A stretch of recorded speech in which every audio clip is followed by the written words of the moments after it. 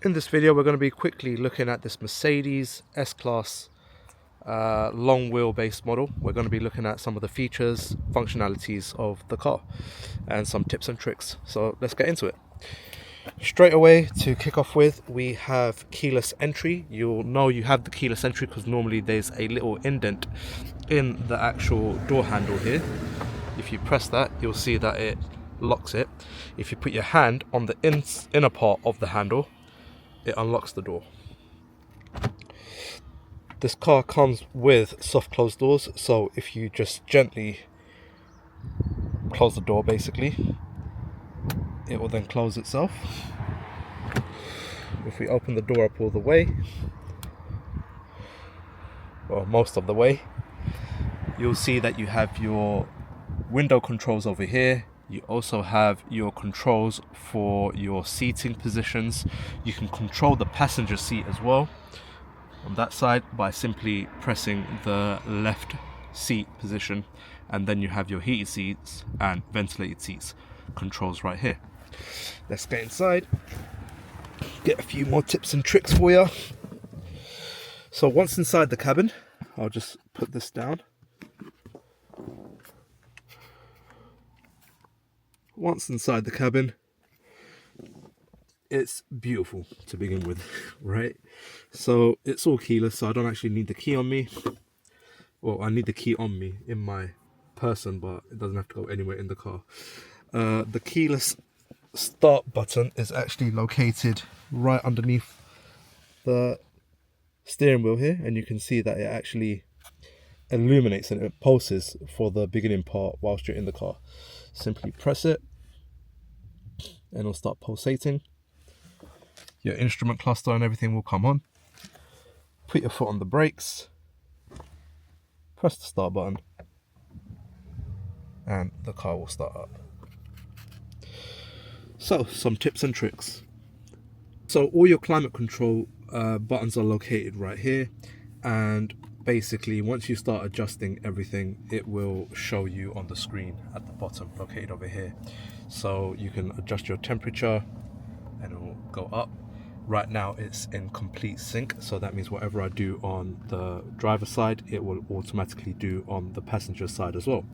If you want to take it out of complete sync, so you want it to be individual climate control or dual climate control zones, then what you want to do is actually, there's the menu button here. Press that to begin with, which will change this entire screen up here, what you have visual to. Just a quick tip is when you're changing the temperature down here, the actual illustrations on the screen, once you go to a low enough temperature, it will actually change. So that's just gone from red to white to indicate you are now in neutral temperatures. And then if we keep going down, that's the speed, sorry. If we keep going down, you'll then see it changes to blue to indicate you are now entering cooler temperatures. Again, if you wanted to come out of the sync, you can see up here, once we've gone into that menu, that it says sync up there. All you want to do is go over to that sync button and just press down on the actual dial, and then you'll see that the sync button has been taken off. Now I can control each side individually, so you can see the passenger side, control the speed and control the heat. And if I start going into the hot on the passenger side, you can see that the illustration on the actual screen shows red on the left, blue on the right, to indicate the two different temperatures being pushed out from the two different zones. You can actually go into the climate mode, you can go into air freshener and see how that's coming out, or if it's activated or not. Once you come into it, you can see that you can actually choose how intense you want the air freshener to be, and the ionization as well you can turn on and off. Now to change the air freshener, simply go into the glove compartment and you can see that it's located right here. Okay. In terms of the air distribution, you can actually choose where the air comes out from. You can have, when you go to the driver's side, you can choose where the air is actually coming out from. So you have full control of everything in the way that it works. You can change the footwell temperature as well. So you can have your feet warm whilst keeping it a bit cooler near the top. Rear controls, you can choose what temperature the rear passenger are having as well. And that is it for this menu. A cool little feature is as well, when you're using the swivel wheel down here, once you get to the end of it, so it will continuously go up and down, up and down, up and down, depending on how many options you have on the menu. However, once you come to the bottom of a menu on the screen, the scroll wheel will actually stop scrolling. It won't actually let you scroll any further, so it won't actually continuously roll around as it used to do in older models. So if I go all the way to the top, it stopped scrolling. That means I can't actually go any higher. Now, if you wanted to get top speed from your fan, you can simply just hold up and then it will automatically start going up in speed. Hold down and it will go down in speed. Right?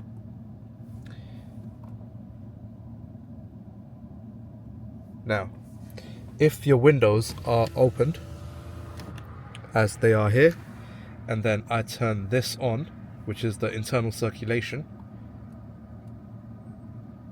if I hold it up, it will actually automatically close my window to make that internal circulation work. I'll show you that again. So if I have my window down on these models, the internal circulation is turned on, so let me just turn it off. Now I'm going to turn it on and hold it up, and as I'm holding it up, the window itself will actually close.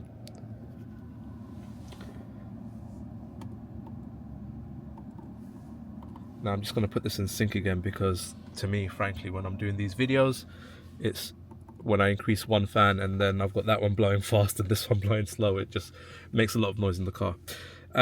So to go to the menu on the actual screen over here, you can use the left side of the steering wheel or the controls down here. The left side of the steering wheel controls the screen on the left side on that screen. The right side controls the right side screen. So we're just going to click on menu over here and that will take us to the menu. Now, some other cool tips and tricks for you to know is how to actually connect your, before we move into that, we're going to show you this center armrest. So the center armrest has a button located over here, and it has the same located on this side as well. If you open it from that side, the armrest will actually open for the passenger, so the passenger can have access to it. However, if you open it from your side, it opens on your side. And then within here, you have a few things that you can utilize. You have an SD card slot, you have 2 USB ports, and you also have an NFC connection right here. With that, you actually have a charging pad. I just dropped my phone. I'll try and get that again. So put the phone on there and you'll see that it starts charging. Okay, so I can simply leave it there and it will charge. Now you have to make sure that it's pushed back here to actually do the charging. I have to take it off again. So once I place it down, you can see that the charging symbol has come on and it's charging relatively fast. So I can just close it, leave it, and it will be charging away.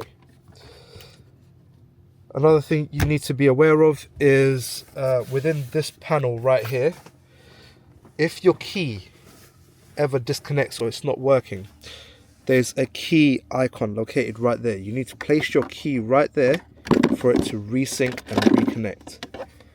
That's how you reconnect your key to your car.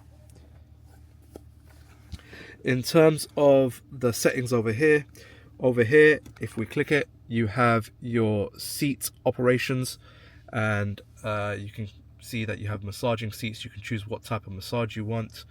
I'm going to quickly click back. You have dynamic seats, which is basically what level of, well, I believe the lumbar supports, how strong you want them. And then if I click back again, click back, go down to this one's the lumbar support. I don't know what these side ones are called. If you know what they're called, please comment it below. By the way, if you're finding this video useful, please help support the channel so we can help the channel grow and we can bring you more content like this. It doesn't cost you anything and it really helps and supports us. So please hit that subscribe button, like the video, and leave us a comment. Let us know what you think of these videos. This is the lumbar control. You can actually choose how far out you want the lumbar to be, and you simply just do that by pushing this out, and that's really pushing into my back now, so I'm going to put that back in. All right, and we're going to click back. Nav is basically navigation, so you click on that, you do your navigation, and to actually use your navigation you go over to enter destination or go into your previous ones. Once you click on enter destination, start entering a postcode straight away, and as you enter a postcode it will start removing the letters that are irrelevant for you. So as I start entering the postcode for Market Drayton,